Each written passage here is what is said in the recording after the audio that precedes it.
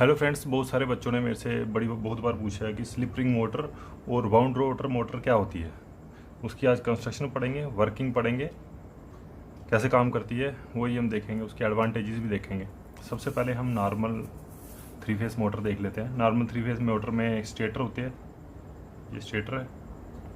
Stator में winding होती है आपकी, ठीक है। तो वाइंडिंग उसमें आर फेस की होगी, वाई फेस की होगी और बी फेस की उसके अंदर वाइंडिंग होगी।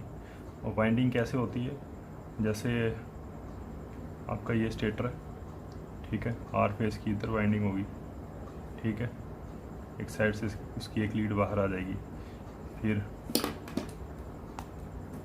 बाय फेस की वाइंडिंग होगी स्टेटर में, ऐसे ही उसकी एक लीड बाहर आ जाएगी। फिर बी फेस की वाइंडिंग होगी स्टेटर में, ठीक है। उसकी लीड बाहर आ जाएगी और आपस में साइड में कनेक्ट कर देते हैं हम। मतलब ये एक साइड से उसकी आर वाई और बी आ गई और साइड में क्या कर देते हैं हम, तीनों वाइंडिंग जोड़ देते हैं। मतलब एक साइड से क्या बन जाएगी, स्टार। इस साइड से आ गई स्टार और बाहर वाली साइड से हम ओपन एंड देते हैं। इधर से हम क्या करेंगे, सप्लाई देंगे इसको। कोई भी थ्री फेज मोटर का ये स्टेटर है, ठीक है। तो अभी सिंपल इंडक्शन मोटर का जो है रोटर ऐसा होता है, ये मैंने बनाई हुई है सिंपल इंडक्शन मोटर का। अभी आपको स्टेटर समझ आ गया ना। स्टेटर की वाइंडिंग ऐसे होती है, एक साइड से तीनों वाइंडिंग शॉर्ट की होती हैं ताकि वो स्टार कनेक्शन की तरह उसको हम वाइंडिंग दे देते हैं। ऐसे स्टार कनेक्शन ऐसे आपका ये आ गया, आर फिर वाई और ब्लू। ये वाली वाइंडिंग हमने स्टेटर की बाहर हमने एक वाइंडिंग आर की थी, एक वाइंडिंग बाहर वाई की थी, एक वाइंडिंग बी की थी। इन तीनों को एक साइड से हमने शॉर्ट कर दिया। तो ये कनेक्शन कौन सा बन गया, ये स्टार कनेक्शन बन गया, ठीक है। तो अब इसका जो रोटर होगा वो अब डेल्टा में देना पड़ेगा हमें कनेक्शन, ठीक है। लेकिन जो आपका सिंपल इंडक्शन टाइप मोटर होती है उसमें आपका कौन सा होता है, ये स्क्वेरल केज होता है, ठीक है ना। स्क्वेरल केज रोटर, ये है आपका स्क्वेरल केज रोटर में क्या होती है, ये एल्युमिनियम या फिर कॉपर्स की ये रॉड्स होती हैं बीच में, ठीक है। ये एल्युमिनियम या कॉपर की रॉड्स होती हैं, ये इधर से शॉर्ट की होती हैं, साइड से एंड से क्या होती हैं, ये शॉर्ट। ये सारी रिंग शॉर्ट होती हैं। तो ये आपका आ गया शाफ्ट, ठीक है। ये पता लग गया आपको स्क्वेरल केज रोटर कैसा होता है। इसमें एल्युमिनियम और कॉपर्स की रिंग्स होती हैं। ये थोड़ी सी स्क्रू की होती है, स्क्रू मतलब ऐसे की होती है, थोड़ी सी बेंड की होती है। हमने सिंपल 180 पे नहीं होती, थोड़ा 110 वगैरह पे डिग्री पे होती है ताकि इसका स्टार्टिंग टॉर्क थोड़ा सा बढ़ जाए, ठीक है ना। तो ये आपकी आ गई नॉर्मल स्क्वेरल केज रोटर। अब स्क्वेरल केज इंडक्शन मोटर की जो एडवांटेजेस क्या है, लो कास्ट होती है इसकी, बहुत कम कीमत में तैयार हो जाती है, इजी मैन्युफैक्चरिंग में आसानी रहती है, रिपेयरिंग में भी आसानी होती है क्योंकि रोटर कभी इसका ख़राब होता नहीं है, ठीक है। रोटर के जहाँ से यार बेरिंग ख़राब होते हैं, बाकी रोटर इसका बिल्कुल रिजिड रहता है, रोटर वो कभी नहीं ख़राब होता है, ठीक है ना। रिजिड कंस्ट्रक्शन होती है इसकी। लेकिन इसकी कुछ डिसएडवांटेजेस भी हैं। जो आपका जो स्क्वेरल केज इंडक्शन मोटर की जो डिसएडवांटेजेस क्या है, इसका लो स्टार्टिंग टॉर्क होता है। लो स्टार्टिंग टॉर्क बहुत कम होता है। जैसे हमें थ्री फेस में तो वैसे इसमें कैपेसिटर लगाने की जरूरत नहीं पड़ती, जो सिंगल फेस में भी आपकी आती हैं इंडक्शन मोटर्स।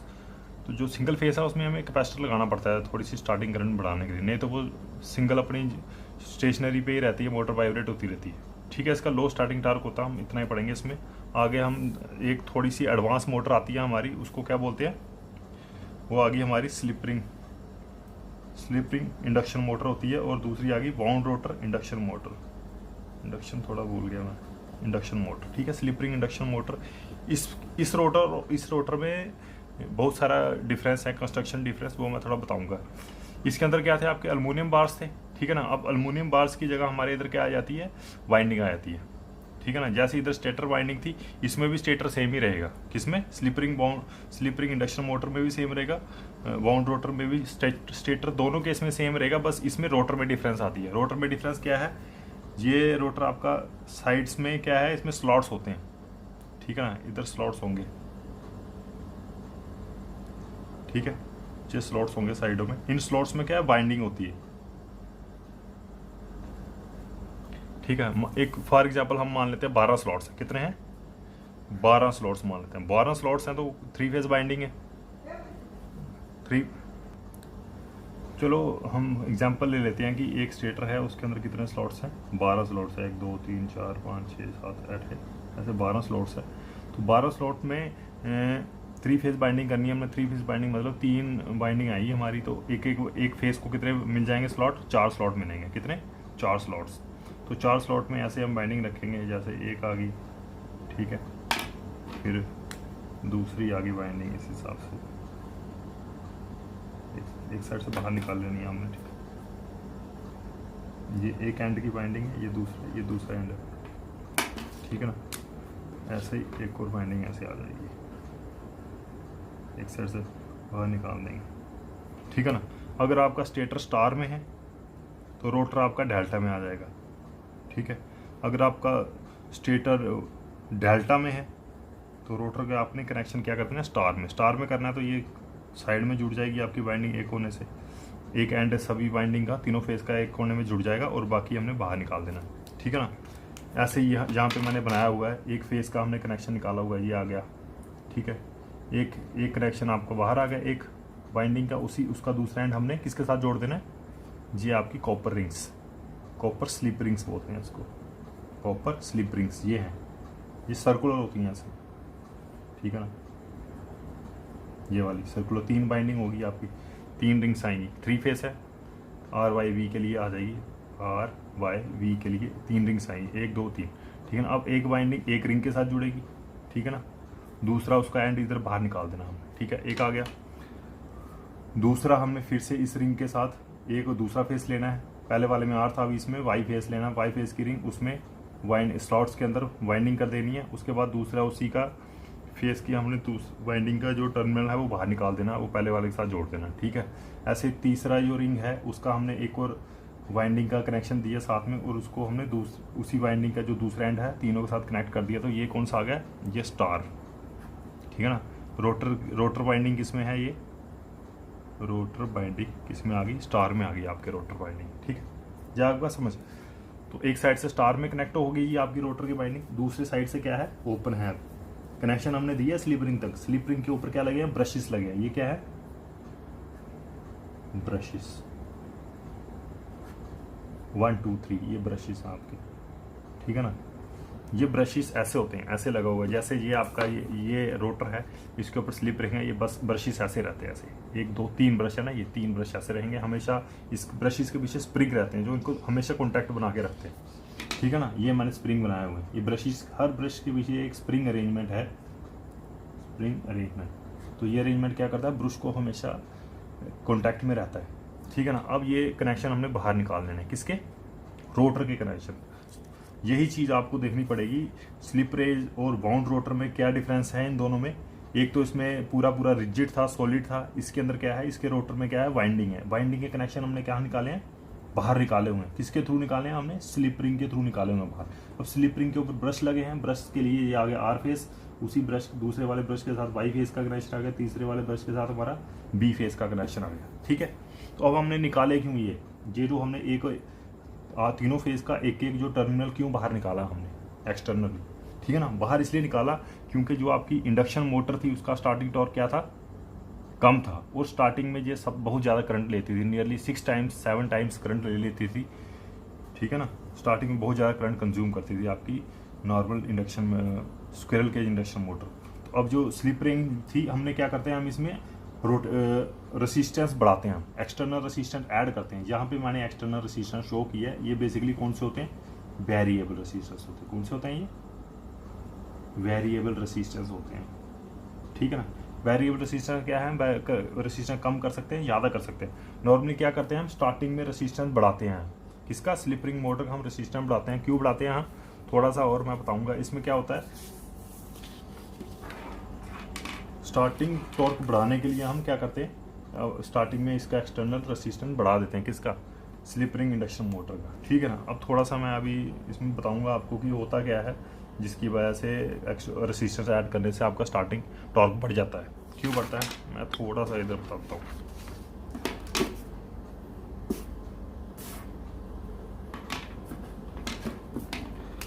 क्या होता है कि इंडक्शन, हाँ इधर से बताता हूँ। इंडक्शन मोटर में स्टार्टिंग में क्या होता है? जो स्टेटर है,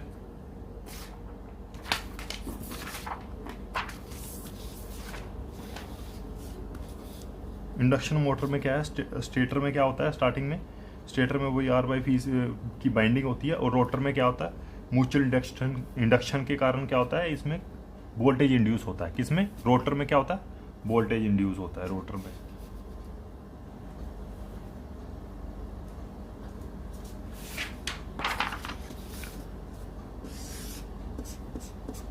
ये आपका स्टेटर,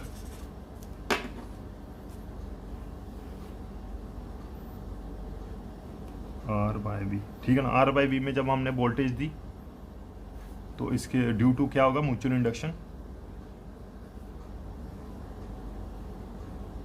रोटर के अंदर क्या होगा, ईएमएफ डेवलप होगा। क्या होगा, ईएमएफ डेवलप होगा इसके अंदर। किसके अंदर, रोटर के अंदर। तो रोटर के अंदर ईएमएफ डेवलप होगा, तो ये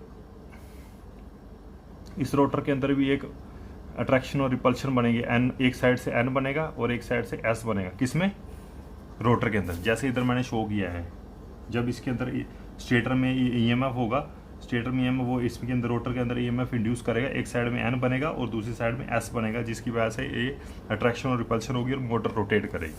ठीक है। लेकिन इंडक्शन मोटर के केस में क्या होता है कि स्टार्टिंग में जो रोटर है, इसके अंदर आपके जो फेज डिफरेंस है, किसमें, फ्लक्स का फेज डिफरेंस जो है वो बहुत ज़्यादा होता है। किसमें, आपका इंडक्शन मोटर रोटर में फेज डिफरेंस बहुत ज़्यादा होता है, और जिस जो ईएमएफ होता है इसके अंदर प्रोड्यूस, उसकी फ्रिक्वेंसी बहुत हाई रहती है। फ्रिक्वेंसी क्या रहती है, हाई रहती है एट स्टार्टिंग।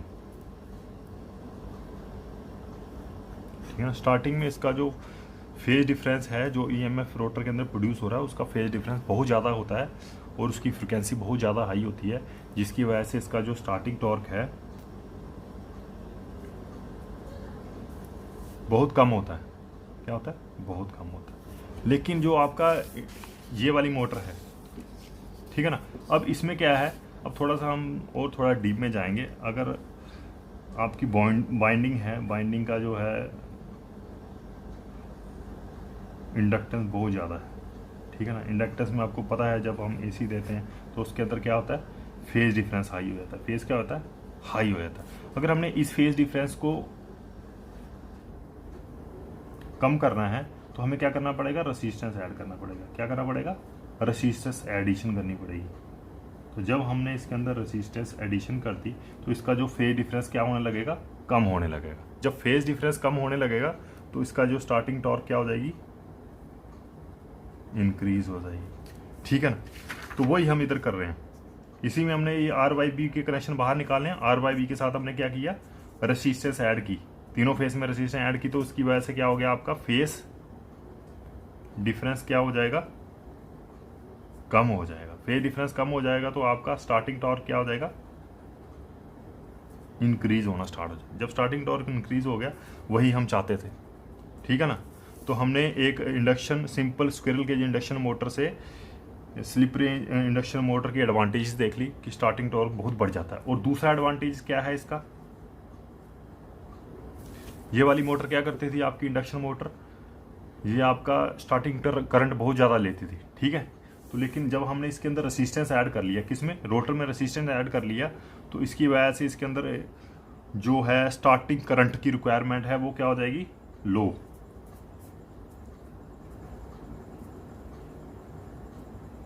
स्टार्टिंग करंट इसका रिड्यूस हो जाएगा। ठीक है। तो जहाँ पे ये 6 to 7 टाइम्स है, अपने रेटेड करंट से ज़्यादा करंट लेती थी 7 टाइम्स, तो वहाँ पे ये बहुत कम करंट लेगी स्टार्टिंग में। ठीक है ना। ये भी इसकी बहुत बड़ी एक एडवांटेजेस होगी मोटर की। तो लेकिन इसकी तो, और इसकी तो कुछ डिसएडवांटेजेस क्या हैं, डिसएडवांटेजेस क्या हैं, इसके अंदर हम सीधे मशीन से बना लेते थे रोटर, कोई बाइंडिंग नहीं होती थी, सिंपल एल्युमिनियम के रॉड्स होते थे इसके अंदर। लेकिन इसके अंदर हमें बाइंडिंग बनानी पड़ती है, स्लॉट्स काटने पड़ते हैं, बहुत ज़्यादा मुश्किल आता है। फिर कॉपर की रिंग हमें लगानी पड़ेगी 3, ब्रशेस लगाने पड़ेंगे 3। ये ब्रशेस, हाँ, ये जो ब्रशेस बने होते हैं लेड के बने होते हैं। किसके बने होते हैं, लेड के बने होते हैं, क्योंकि लेड एक गुड कंडक्टर ऑफ इलेक्ट्रिसिटी है। दूसरा नंबर, इसके अंदर स्पार्किंग बहुत कम होती है लेड के ब्रश में। तीसरा ये है, कंडक्टिव बहुत ज़्यादा होता है। ठीक है। तो ये है, इसके पीछे स्प्रिंग लगे होते हैं ताकि हमेशा इसके कॉन्टैक्ट रहें और स्पार्किंग कम हो। अगर कॉन्टैक्ट बिल्कुल थोड़े बहुत पीछे रहेंगे, एयर गैप रहेगा, तो उसकी वजह से स्पार्किंग होगी। तो इसके लिए स्प्रिंग बहुत अच्छे चाहिए, हमें स्प्रिंग अरेंजमेंट अलग से लगानी पड़ती है स्लिप रिंग में। ठीक है ना। दूसरा नंबर, हमें वेरिएबल एक्सटर्नल रेसिस्टेंसेस चाहिए ठीक है, इसको काम करने के लिए। तो इसकी वजह से इसकी कॉस्ट बढ़ जाती है, रोटर की कंस्ट्रक्शन की वजह से भी इसकी कॉस्ट बढ़ जाती है। ठीक है ना, वियर एंड टियर काफ़ी हो जाता है, ब्रशेस चेंज करने पड़ते हैं बहुत सारे टाइम के बाद। अब इसके एडवांटेजेस क्या हैं, अब इसका यूसेस कहाँ है, अब इसके यूसेस आते हैं आपकी लिफ्ट पे यूज़ आता है, जो आपकी लिफ्ट होती है। ठीक है, डबली फेड जनरेटर होता है एक, डबली फेड मशीन डबली फेड में यूज़ होती है ओनली। डबली फेड पता है आपको, जहाँ पे स्टेटर और रोटर में अलग अलग सप्लाई भी दे भी सकते हैं हम, रोटर में ले भी सकते हैं। मतलब अगर स्टेटर के कनेक्शन हमने क्या कर दिए, RYV को शार्ट कर दिया बाहर से, ये बहुत अच्छी बात है। ये देखो आप, अगर हमने स्टेटर के ये वाले कनेक्शन, ये देखो अब सिंपल इसके जो डायग्राम है ये वाली है, ये रोटर के कनेक्शन RYV, और ये आ गया, ये है रोटर अंदर, वो बाहर क्या है, स्टेटर है। तो स्टेटर का हमने ये कनेक्शन शो कर दिए वेरिएबल रेजिस्टेंस के साथ, ये स्टार्टिंग में लगा दिया हमने। अब डबली फेड क्या होती है, डबली फेड में क्या होता है कि अगर हमने इसको शॉर्ट कर दिया बाहर, किसको, स्टेटर को शॉर्ट कर दिया, और रोटर में हमने सप्लाई दे दी, यहाँ पे हमने दे दिया RYV, तो तभी आपकी मोटर घूमेगी। ठीक है ना, इसका अपोजिट कनेक्शन भी है, मतलब स्टेटर को शॉर्ट कर दो, रोटर में सप्लाई दे दो, तब भी मोटर चलेगी। ठीक है ना, बहुत सारे काम होते हैं इसमें। हम इधर फ्लक्स अलग से इधर से भी सप्लाई दे सकते हैं, इसके अंदर से भी हम एक EMF इंड्यूस कर सकते हैं, वो भी एक सप्लाई है। मतलब अगर हमने इधर से कनेक्शन, इधर से भी सप्लाई दे दी, फिर इधर से भी हमने थोड़ा सा ये क्या कर दिया, इंड्यूस कर दिया, क्या EMF इंड्यूस कर दिया हमने, तो वो भी हम इससे काम कर सकते हैं। बहुत सारे इसमें फ़ायदे हैं इसमें स्लिप रिंग इंडक्शन मोटर में। जैसे डबली फेड बता दिया आपको, एक डबली फेड जनरेटर होता है, उसके अंदर क्या है कि हम वेरिएबल स्पीड पे भी हम EMF जनरेट कर सकते हैं। ठीक है ना, तो क्योंकि विंड की स्पीड वेरिएबल होती है, कभी ज़्यादा होती है कभी कम होती है, तो उसके अंदर क्या करते हैं हम, इंड्यूस करते हैं, हम रोटर के अंदर ही थोड़ा सा वोल्टेज इंड्यूस करते हैं, और स्टेटर का कनेक्शन में दिया होता है, तो उसकी वजह से क्या है कि कम स्पीड में भी हमारे क्या होता है, जनरेशन स्टार्ट हो जाती है, हमारी वोल्टेज जनरेशन स्टार्ट हो जाती है। ठीक है, ऐसे जनरेटर हमारा वेरिएबल स्पीड पे भी हमारी काफ़ी अच्छी जनरेशन स्टार्ट हो जाती है। ठीक है, अब क्या है इसके फ़ायदे, क्या है एडवांटेजेस, डबली फेड जनरेटर में यूज़ होती है, डबली फेड मशीन में यूज़ होती है। फिर हमने रोटर में भी हम सप्लाई देके स्टेटर को शॉर्ट करके हम इसको काम चला सकते हैं। फिर स्टार्टिंग में हाई टॉर्क को ले लेते हैं। अब हम इसकी स्टार्टिंग टॉर्क देखते हैं। ये देखो, ये वाला जो टॉर्क है, ये है हमारा नॉर्मल इंडक्शन मोटर। ठीक है, तो ये वाला टॉर्क जो है ये हमारा है स्लिप रिंग इंडक्शन मोटर। तो ये देखो, ये ज़्यादा है, उससे काफ़ी ज़्यादा है ये। ठीक है ना, ये इसकी आ गई टॉर्क स्पीड रिलेशनशिप। ये टॉर्क स्पीड रिलेशनशिप है, जिसके अंदर पता चल रहा है आपको कि स्लिप रिंग इंडक्शन मोटर का काफ़ी ज़्यादा टॉर्क रहता है इंडक्शन। यूसेस क्या हैं इसके, विंड जनरेटर में यूज़ होती है, लिफ्ट में यूज़ होती है ये। ठीक है, डबली फेड के बहुत सारे काम हैं, अभी किसी दिन और मैं लेक्चर बनाऊंगा, ये बहुत सारा पड़ जाता है, लंबा पड़ जाता है। वेरिएबल स्पीड में भी हम इसको इलेक्ट्रिसिटी प्रोड्यूस कर सकते हैं, उसमें यूज़ होता है ये। फिर हम वोल्टेज इंजेक्शन में भी यूज़ कर सकते हैं इसको, वोल्टेज इंजेक्शन रोटर में यूज़ करके भी हम यूज़ कर सकते हैं, स्पीड वैरी कर सकते हैं इसकी। फिर फेस एंगल, हाँ एक और इसमें एक और मुझे याद आ रहा है, अपने बीटेक में पढ़ा था हमने, कि हम रोटर के अंदर करंट इंजेक्ट करके, या फिर रोटर का, जैसे स्टेटर हमारा स्टेशनरी है, रोटर के अंदर पावर सप्लाई देके, तो हम इसको थोड़ा सा आगे करके, तो रोटर में भी एक तरह से हम फेज डिफरेंस प्रोड्यूस करते थे। हम EMF में फेज डिफरेंस, फेस कुछ मुझे याद नहीं आ रहा है, फेज चेंजर की तरह यूज़ कर सकते थे हम इसको, जो आपकी स्लिप रिंग इंडक्शन मोटर होती थी। अब मैं किसी दिन अलग से पढ़ाऊँगा उसको। तो यही था इसके अंदर आज, बस इसमें यही था मेन, आपको ये पढ़ाना था कि इसकी इंटरनल कंस्ट्रक्शन कैसी होती है, और इसके हाई रेसिस्टेंस ऐड करने से टॉर्क कैसे बढ़ जाता है। मैंने आपको बताया इसमें कि जैसे हम रेसिस्टेंस लगाएंगे बाइंडिंग के आगे, तो फेज डिफरेंस कम हो जाता है, फेज डिफरेंस कम होगा तो हमारी स्टार्टिंग टॉर्क बढ़ जाती है ऑटोमेटिकली। ठीक है, तो अगर आपसे कोई डायग्राम पूछता तो मेन आपने डायग्राम यही बनानी है, ये वाली डायग्राम। पहले तो सबसे पहले आपने ये वाली डायग्राम बना देनी है, इसको शॉर्ट मत करना, ये अलग है RYV। ठीक है, इधर से रोटर शॉर्ट करना है बस। ठीक है, बाकी ऐसे बना देनी कंस्ट्रक्शन। एक दूसरा रोटर की कंस्ट्रक्शन पूछता है कोई, तो ये वाले रोटर की कंस्ट्रक्शन बना देनी है आपने। ठीक है ना, ये आ गया इंडक्शन का, simple squirrel cage induction motor का है ये कंस्ट्रक्शन। ठीक है ना, मेन एक चीज़ याद करने वाली, स्लिप रिंग इंडक्शन मोटर भी इसी को बोलते हैं, bound rotor type induction motor भी इसको बोलते हैं। ठीक है ना, अब इसके फ़ायदे क्या हैं, डबली फेड मशीन में यूज़ होता है। फेस चेंजर की तरह यूज़ होता है फेस चेंजर का, ठीक है ना। फेस चेंजर में क्या है कि स्टेटर के जो करंट्स होंगे आर वाई भी अलग फेस में होंगे और रोटर के जो करंट्स होंगे अलग फेस में होंगे। उन दोनों में डिफरेंस प्रोड्यूस करने के लिए भी यूज़ कर सकते हैं हम रोटर को, ठीक है। हाई स्टार्टिंग टॉर्क होता है, बस यही पढ़ाना था आपको, क्योंकि बहुत सारे बच्चे बहुत दिन से पूछ रहे थे मेरे से, तो बता देता हूँ मैं, ठीक है। अगर किसी को भी डाउट हो मेरे कमेंट्स में बता सकते हैं कहाँ पे डाउट है। अगर किसी को किसी और चीज़ में लेक्चर सुनना है तो वो भी बता सकते हैं किस में लेक्चर सुनना आपने। Thank you.